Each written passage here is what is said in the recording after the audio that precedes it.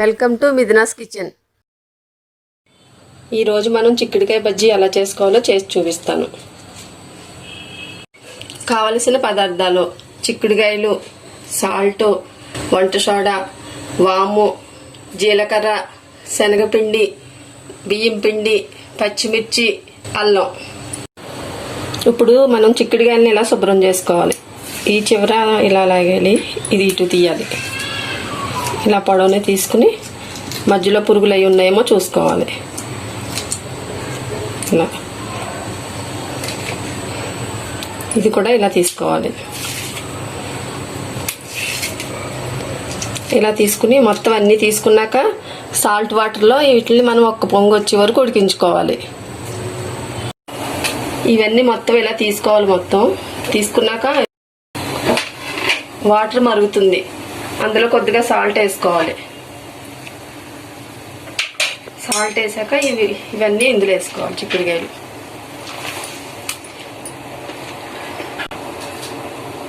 ఇడ్లీ గరిటె పెట్టి ఏం కలపన అవసరం లేదు. ఇలా ఒక పొంగాక తీసేయచ్చు.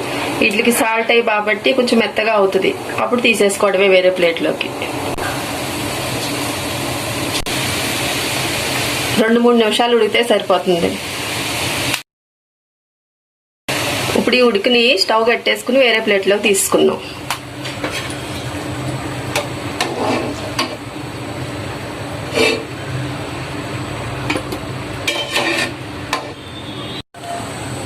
మిక్సీ జార్ తీసుకుని జీలకర్ర, వాము,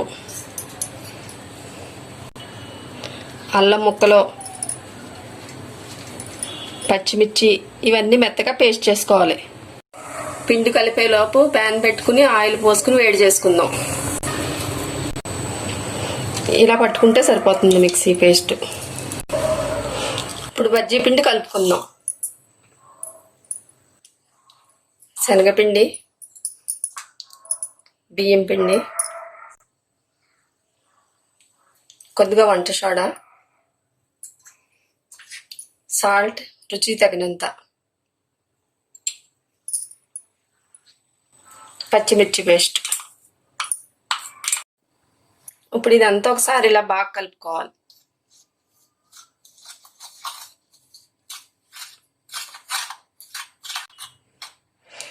ఇలా కొద్దిగా వాటర్ పోసుకుంటూ కలుపుకోవాలి.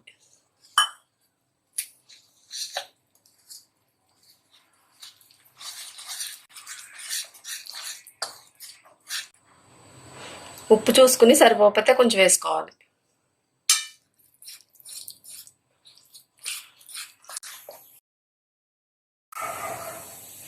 ఇలా ఉంటే సరిపోతుంది బజ్జీ వేసుకోవడానికి.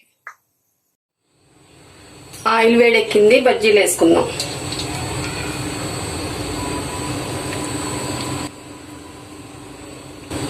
ఇలా వేసుకోవాలి. అన్నీ ఇలాగే వేసుకోవాలి. ఇలా చివర్లు పట్టుకుని ఇలా వేసుకోవాలి.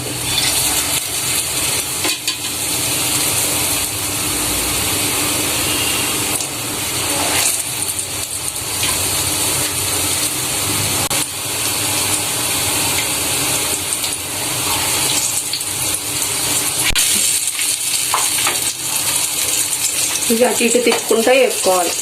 పచ్చిమిర్చి పేస్ట్ వేసుకుంటే చాలా టేస్టీగా ఉంటాయి బజ్జీలు, ఎట్లా అయినా సరే. ఇప్పుడు బాగా ఎగిపోయి వేరే ప్లేట్లోకి తీసేసుకుందాం.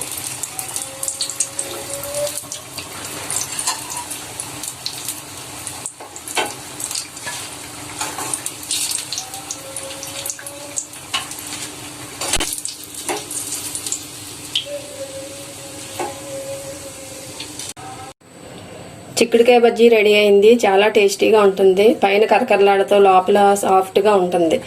మీరు ఒకసారి ట్రై చేసి చూడండి. నచ్చితే నా ఛానల్ని సబ్స్క్రైబ్ చేయండి.